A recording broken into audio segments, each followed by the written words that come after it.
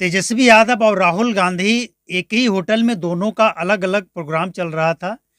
और उसी होटल में राहुल गांधी भाषण करते हैं और उसी होटल में तेजस्वी यादव भी, उनके पार्टी का बैठक था जिसमें तेजस्वी यादव को अब लालू यादव के बराबरी का दर्जा मिला है।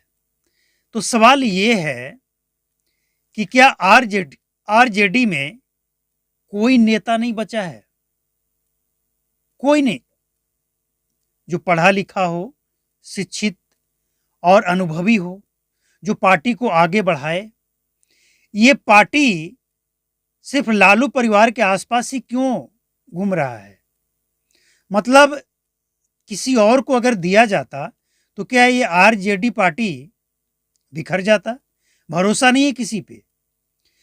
कोई भी ऐसा, चलिए दूसरा धर्म, दूसरे जाति को छोड़ देते हैं, क्या बिहार के यादवों में कोई इतना पढ़ा लिखा नहीं है?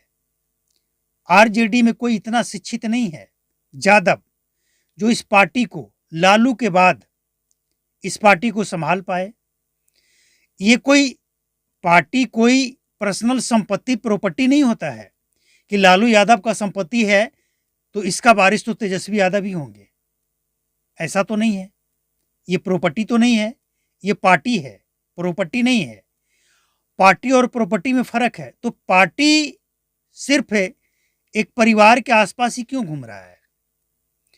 इसीलिए बीजेपी को और पार्टियों को ये मौका मिलता है बोलने का कि ये परिवारों का पार्टी है। और सिर्फ आरजेडी नहीं, और भी पार्टियां हैं, उनके पार्टी के लोग भी, जो अहम पद है उनके परिवार के ही लोग रहेंगे।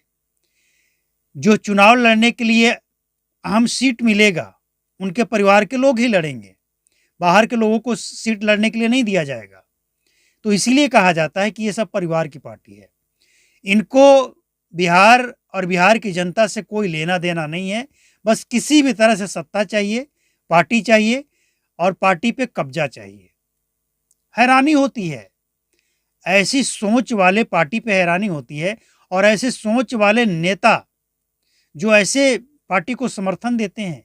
अरे कई ऐसे नेता हैं आरजेडी में जो इस इंतजार में अपना पूरा उम्र बिता दिए कि आज नहीं तो कल, कल नहीं तो परसों, कभी न कभी आरजेडी में कभी टिकट मिल जाएगा या पार्टी में कोई अच्छा पद मिल जाएगा।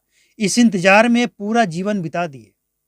ना तो उनको पार्टी से कभी टिकट मिला और ना ही पार्टी में कोई अच्छा उनको स्थान मिला।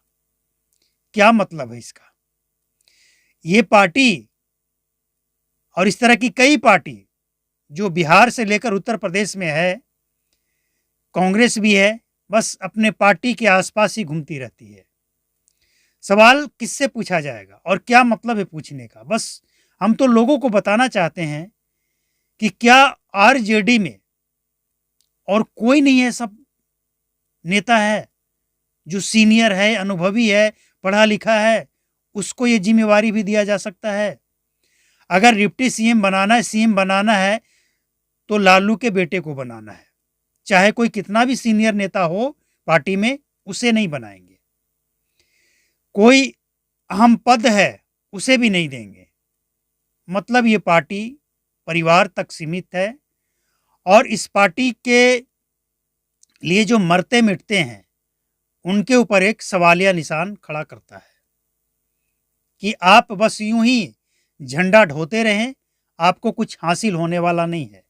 लेकिन कुछ ऐसे मूर्ख लोग भी हैं जो अपनी मूर्खता से बाज नहीं आएंगे। उनको, वो अपने जात और धर्म से बाहर निकल ही नहीं पाएंगे। ऐसे मूर्ख जाहिल भी हैं कुछ। अरे देश में और भी पार्टियां हैं, किसी को भी सीएम, पीएम, राष्ट्रीय अध्यक्ष, किसी को भी जो पार्टी के बैठक में किसी कोने में बैठा है एक साधारण कार्यकर्ता, उसे भी सीएम बना दिया जाता है, पीएम बना दिया जाता है, पार्टी का बड़ा पद दे दिया जाता है। और उससे मुकाबला ये करेंगे, क्या करेंगे?